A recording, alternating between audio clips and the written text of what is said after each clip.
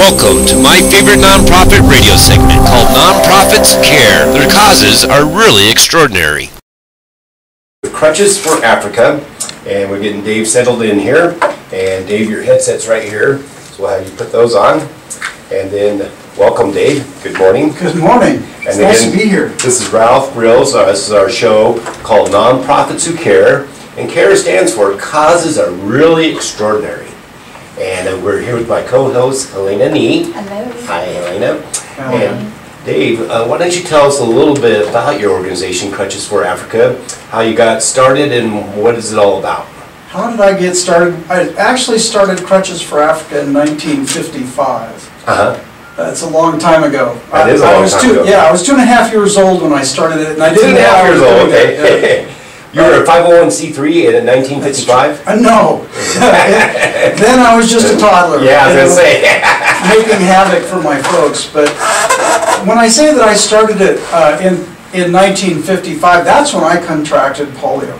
Yeah, you told me that. It was like 2 weeks after the vaccination came out, right? Well, they had announced that they discovered it. Right. And I can't imagine what my folks went through, having known that it was so close, the vaccine was so close, and then I ended up with polio. Right. You know, and so many people had polio, but it went through them like flu. And so it didn't leave any effects. But for those of us where it was much more focused, and for me it messed up my left leg. And it withered it, basically. And so you weren't able to use your leg at all? Well, they said I was never going to walk again. So it was a process of going through physical therapy and wheelchair and braces and crutches.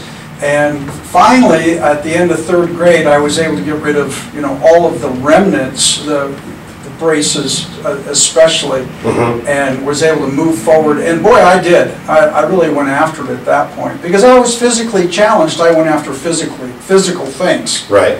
And so, so you were going to overcome that challenge. Exactly. Right. They told us, use it or lose it. And so that Dave was... took it literally. Go, yeah. He said, okay, I want to use it. What do you mean I can't do it? Watch this. So unfortunately it didn't affect, they didn't tell me that I was going to be stupid, or I would have done much better in school. Okay. We got a comedian here with us. I did everything I could physical, and I had a great time doing it. I tried to face all the challenges that my buddies and stuff were going through in school, and played high school football at Arvada High School, and was a linebacker there. Lettered 2 years there. Went to Outward Bound, which was an amazing. That was a liberating experience for me, because that was an opportunity to go out into the mountains. And to develop mountaineering skills. It was something I really wanted to do, and it was something I was very fortunate that I was able to do and had the opportunity. And from there it was just a matter of more things. Skiing and cross-country skiing, bicycling across Europe, running with the bulls in Spain. You ran with the bulls in Spain? I did, and people think that's why I'm on crutches now. I was going to say, did something happen to you? Or they think, well, how did you run with the bulls with crutches? Well, it wasn't that way. I was very mobile for a very long time, and now I'm back into a post-polio syndrome.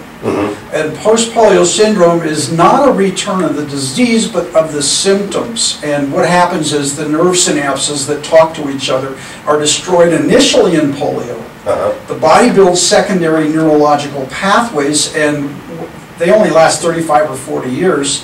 They start to break down, and you get a return of the symptoms. So all of that background is what brought me to the point where I could see the need when I was in Africa, and there just wasn't the tools there for people. Now, why were you in Africa? I was working with another nonprofit organization, and I was fortunate to be able to put together a film for them. So you were doing a documentary? Right, and I witnessed a woman whose right foot was touching the back of her right shoulder. So her femur was completely twisted around behind her. And polio. And again, it was shocking to see that kind of effect. And I'm very fortunate and very blessed to have had polio in the United States, because we have good tools to help survivors. Right. And surgeries. I went through a lot of surgeries. I was the tallest kid in my class until 6th grade, when they had to stop the growth in my right leg so that I wouldn't tremendously outgrow my left leg and walk in circles my entire life, because one short leg and one really long leg. Oh, they could actually stop the growth in the leg? They did, and they did it with the nastiest looking staples in my knee that you can imagine. Great big ceiling staple kind of things. Yeah, seriously. I meant to bring them today, but since it's radio, you just got to use your imagination. Yeah, I was going to say, you can visualize that one. But it stopped. They put them into the growth plates, and then later I knocked them all off in track, and I was high jumping and knocked a bunch of them out, and so they had to go in. So you were jumping with these staples in your knee? Well, yeah, of course. Well, they're inside the skin and underneath and in the bone, and so, but there was enough of them sticking up and out that apparently that I knocked them loose. And they came out. Okay. I did everything I could to do that, Wow. So there were those surgeries. I had my left ankle stabilized. My left thigh the muscle was dead, so they removed that. So there was a continued series of surgeries. Now, this woman obviously didn't have that advantage. Right. So I'm seeing this woman struggling, trying to get to church, and somebody had torn off a fresh green tree branch. So it was probably 4 inches round, big diameter, big gnarly head on it where it had been ripped off the tree, and that's what she was trying to use underneath her armpit as the support, or the armpit support under. So that's how she was getting around. And she was Wow. hopping at best, I would say, and it struck me at that point.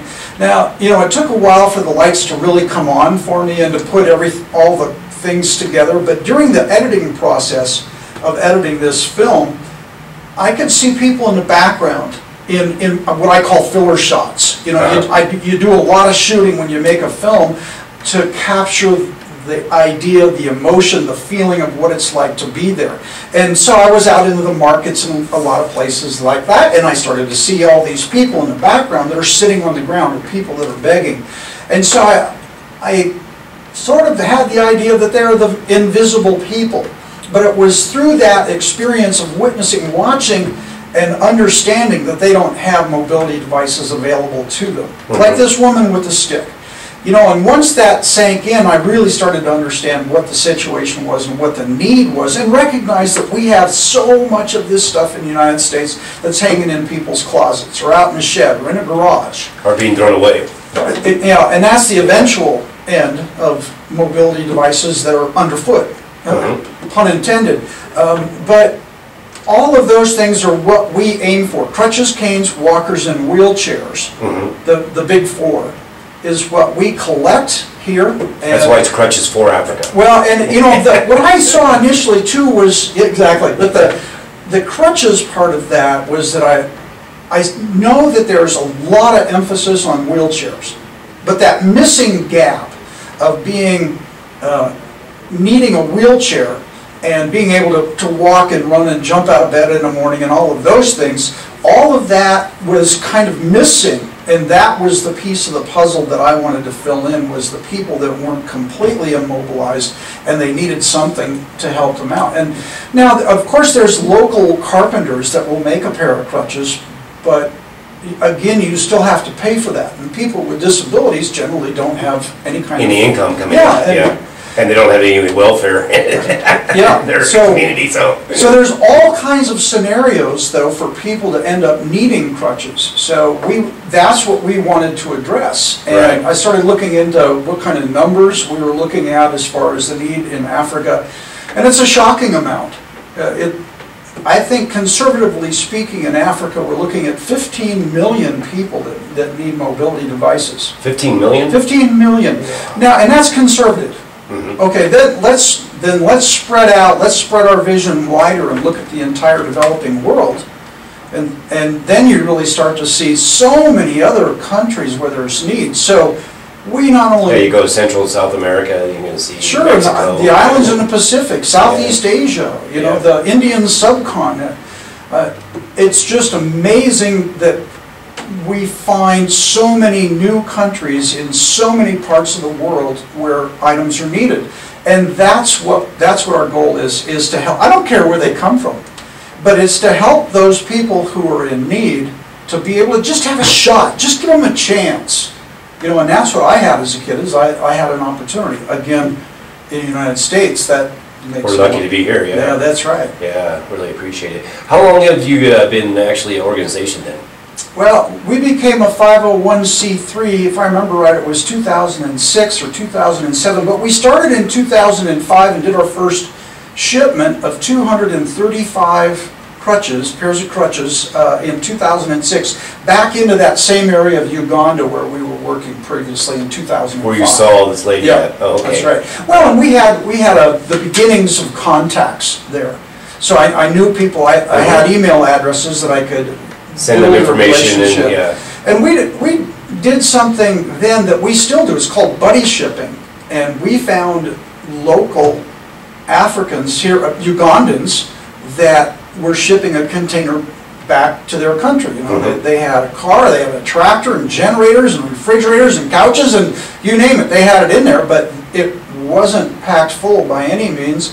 And so I contacted them and so you were able to piggyback. So exactly. So we were able to fill up that empty space, or at least some of it, and that was the beginning of that. And we still use that today, but as we've grown, we've developed a shipping strategy and the funds to be able to ship full 40-foot containers, and that's primarily what we're doing now. Yeah, isn't Jake Jabs of American Furniture Warehouse part of your You know, I'm not there? sure he even knows that we're out there, but one of the cool things about American Furniture Warehouse, and I applaud them for this, is that their organization encourages the assistance of people that come to them for help, for nonprofit organizations. And I had, through a series of contacts, I had an opportunity to use one of their facilities for storage and also for loading a 40-foot container. Well, that's and great. From that, we've grown. So the thing with whether or not Jake knows about it or not is he's encouraged but his people. organization Exactly. That's what that counts. And that's the exciting thing, is when community and business and people from all walks of life, all religions, all political parties get involved. You know, what a concept. Let's work together. Yeah. You know, should I go to Congress and try to get that to happen? No, I don't want to do Well, politics. good luck on that one. Yeah. We'll stay away from politics on the show, but Good. on that note, how many mobility devices did you ship last year? Boy, last year... That'd be 2011. Well, our total numbers so far... Well, let's see. We did... Up until the beginning of January 2011, we had done just a little bit over 10,000. And we ended the year, if I remember correctly, at 38,000. 38,000? So we had 28,000 pieces that we sent out in 2011. So it was a big year. And this year... Are you on the same track this year? Or? Yes. Yeah, we're definitely moving a lot of equipment right now. We have a lot of stuff that's coming in. And we have had good fortune in that the recipient countries are stepping up to the plate and paying for the shipping. Now, this doesn't always happen, of course. Right. But when it does, well, that's the perfect storm for me, is when we can collect it, we get it to a location, they load it, and then it's theirs to do what they need to do with. Now, of course, we have established connections to know that it's being distributed right for people, free. Right, exactly. Yeah, not being sold in the markets. Yeah, making profit with it. Yeah, exactly. Yeah, I'll pay for that shipping. yeah, especially, because we load a lot of stuff. Our heaviest load that we've had so far was 5,514 pieces of mobility equipment that we loaded in one 40-foot container in Maine. In one container? One container. Wow. And that went into Nigeria. And again, with working with Rotary there, they covered the expense once it got to country. That means customs clearing. And now, I'm not talking about bribes. I'm talking about legitimate fees that it takes to get something through customs and to have it released so that you can do what you need to do. And there's pre-work with that. You know, they've got to know, they've got to have the right kind of documents to show that, yes, this is actually what's going to happen with this stuff, and that it's for relief or aid or something like that. Yeah. Well, speaking of the Rotary, I know you're involved with the Rotary Club here. How's Rotary been involved? What have they done? Boy. You know, and that goes back to Uganda as well. And I was, you know, we all see Rotary signs driving around the country in little towns, you know, meet at Jenny's Cafe on noon, or, you know, on Wednesday or something like that. And that was the awareness that I had, And I was at the headwaters of the Nile River in Uganda, and it was a great big sign with the 4-way test on it from Rotary. And it was such a powerful message, and it boils down to their main slogan, service above self. And so the 4-way test, well, is it the truth? Is it good for all concerned? Will it build goodwill and better friendships? And will it be beneficial to all concerned?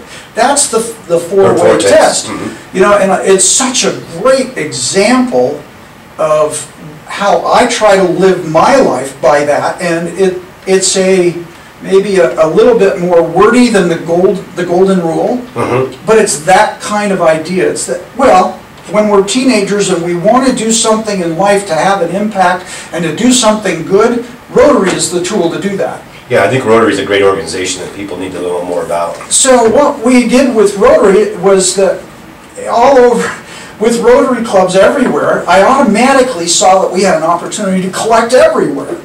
Then with Rotary that I was seeing in Uganda, I saw that they had the mechanism to help us with distribution. And so it was a win-win situation on both sides. And I got to tell you, it's so exciting to open up my email every day because I have requests that come in that from all over Africa and then all over the developing world. And they're excited to receive these things for their people, to find out that there's somebody out there that's looking after these invisible people. And I got to tell you, I'm really excited about the Paralympics right now. Oh, yeah. It's so that's great. Yeah, because it's such a great opportunity for people to see that people with extra challenges in life, you know, what we're just folks too. It's kind of like the Special Olympics. Very similar concept. Exactly. Yes. Yeah, very much so. And that's gotten a lot of headway and steam. You know, and it's one of the things that I really see, that I desire to see develop, is that people understand that people with special challenges, you know, they shouldn't be made fun of. They should be said, you know, say hello, be friends with them instead of giving them a hard time. Just normal people. They got a double load, mm-hmm. because not only do they have to deal with everything else that everybody else has to do to get up and get to work at time, but and they got that physical challenge on top of it. They got to get into a wheelchair, right. and then get that somehow into a bus, and then get that somehow into an office, and then, my goodness, in developing countries, well, even in developed countries, sometimes, as an example, Europe is extremely difficult in a wheelchair because so many of the buildings are old. Handicap. Yeah, they're not handicap accessible. Right. Yes. 7 steps up and then 7 steps down, and right. that barrier was to, well, whatever, floods, what comes along with floods, sewage, cholera, keep all that stuff out of the building. Well, and it also keeps people with disabilities out. Right. You know, so they weren't thinking about that. Exactly, and exactly that. So often, when disability is considered, it's an able-bodied person who's setting up that mechanism. Mm-hmm. So they really don't understand what the needs are. Sorry, you missed the point. Yeah. I flew into a country in Africa, we'll leave it nameless at this point, but they have a very organized internal system inside the country. You know, all the sidewalks that they're putting in have got the slopes down for accessibility in wheelchairs. Mm-hmm. But when you fly into the airport, there's 44 steps down to customs and no other way to get there, and that's where your luggage is at. So they're accessible when you get there, but you can't get there. Tuck and roll. Exactly. That's what it is. Yeah, welcome to whatever. Yeah. That's funny. But how do people get involved with your organization? Let's talk a little bit about that. Well, you know, the best way to get involved is to bring over large quantities of cash. Okay. Don't be shy about this, David. That works very well. And what's your website where they can donate this? Oh, all right. It is, well, I recommend going into a search engine and just looking up Crutches for Africa, and that's a number 4. But so you can put Crutches for Africa in Google. Yeah, and it'll just float right into you, and mm-hmm. you'll see what we're doing. But we constantly have, well, let's talk about numbers of volunteers right now. Mm-hmm. We probably have working with us right now several thousand volunteers, but they're not here in Denver. You know, we have a core group of Rotarians and other people from my home church, people from all over that get involved with us and help us move it forward. And literally, that's a lot of it, is hands to move material. You know, we have collections on an ongoing basis and a regular basis, and that's spread out right now through about 15 states.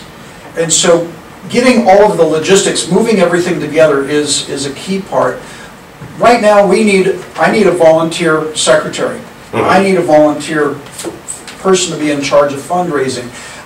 My wife and I are doing these things with the assistance of others, right. But I need some people that are focused on those things. The best way is just to go into our website and click into our connection for email, or I believe my phone number is in there somewhere too, but to contact us, and we're very eager to find some place for people to be able to help. If it's Why don't you tell everybody your phone number while we have you on? 303-877-2803. Don't call me right now, it's turned off. Yes. It's in my pocket, headquarters, in my pocket. And the website is www.crutchesforafrica.org with the number 4. Yes, sir. Right. That's it. Yeah. The number 4 is always a challenge. Yeah. Everybody thinks that's shorthand. You know, Yeah. so when they do a story on the news about Crutches for Africa, they assume it's four-handed. But anyway, you'll find us there. You'll see some of what we do. It's difficult to keep up with the flow of requests and the flow of things that's actually going on, because stuff pops up every day. Well, I'm sure that's a full-time job in itself. And so, needing the help of, well, and when we go out of country, I need somebody to babysit my telephone. It's as simple as that, because, Right. I'm if not... you're not here, who's manning the operation, right? Yeah, but you have a quote on your brochure here. It says, "Lives are changed and nations move forward when all the citizens are able to participate in the life of the nation." That is such a good quote. And it's so true, because one of the things, well, you see on the front too, we've got mobility, health, dignity, and access. Well, of course, mobility, that makes sense because we're sending over mobility devices. Right. Somebody's going to be healthier if they're not on the ground. Exactly. Or they have the opportunity to go out into the bush to go to the bathroom, or to a two-holer, or whatever they Just their have. self-esteem to be able to get up and go do something. Well, and to be able to look somebody in the eye instead Right. of always looking up with your hand out.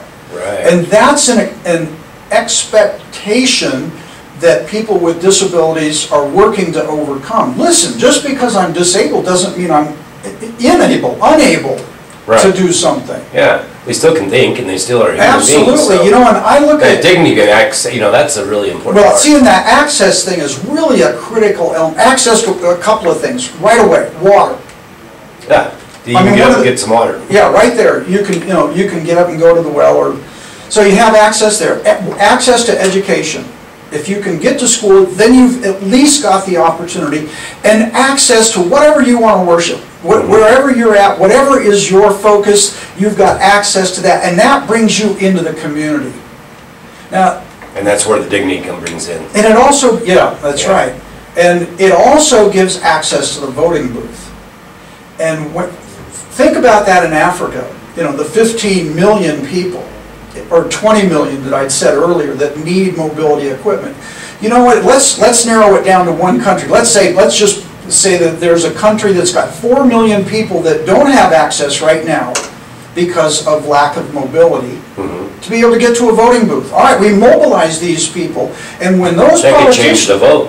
Absolutely. Right, you have a politician that steps up and works to help people with disabilities. Guess who they're going to vote for? Right. It's kind of like the Hispanics here in the U.S., where they can be the swing vote. Right. Yep. When you find those communities that can change, Right. can change the outcome. But that's for the betterment of the country, too. We have no idea where there's a Beethoven sitting in a hut, and they just don't have the opportunity. Stephen Hawking. That's true. Yeah. And there could be Einstein somewhere sitting there. And you're locked down in a hut. Right. And so... Or sitting on the side of the street on a curb. Right. Yeah. Yeah, begging instead. Right. Instead of expanding what they could actually be doing. I'm actually been speechless listening to you and watching you, and it makes me constantly want to high-five you. You got a high five over here.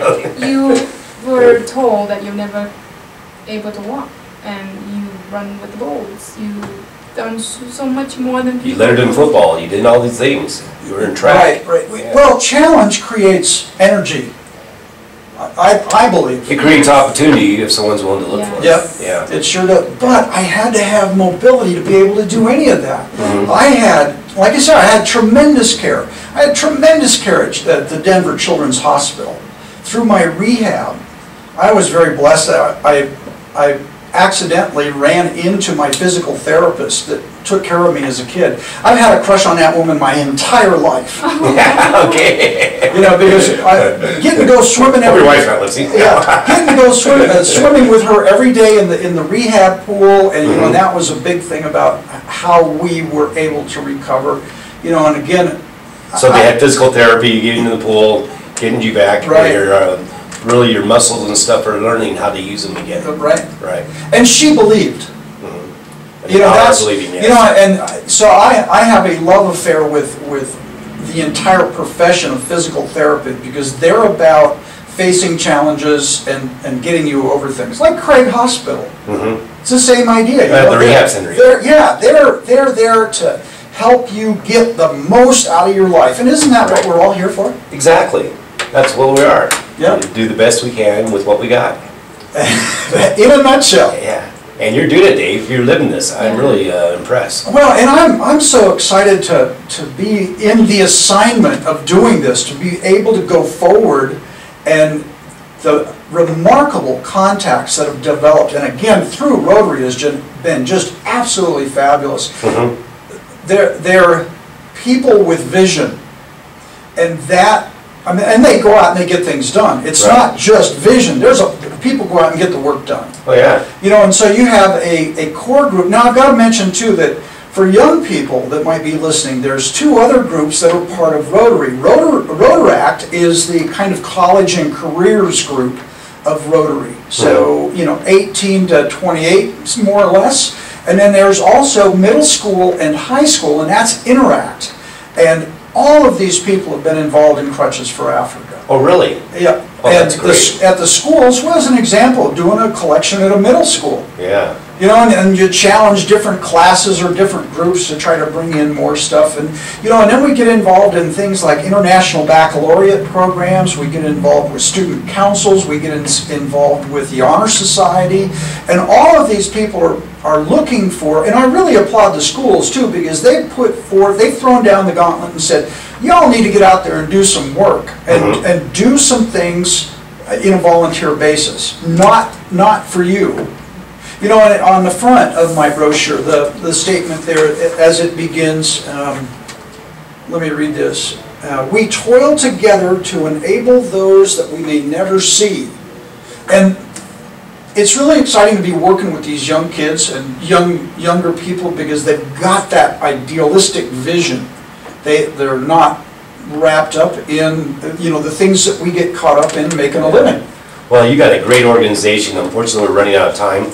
But Already? Dave, yes, that went very fast, didn't it? It did. Yeah. Well, Dave, thank you for coming today. And it's My Crutches pleasure. for Africa. Thank you for having us. Oh, it's our pleasure having you. And this is Ralph Grills, founder of My Favorite Nonprofit. You can find more information about Dave on our website at myfavoriteenonprofit.com.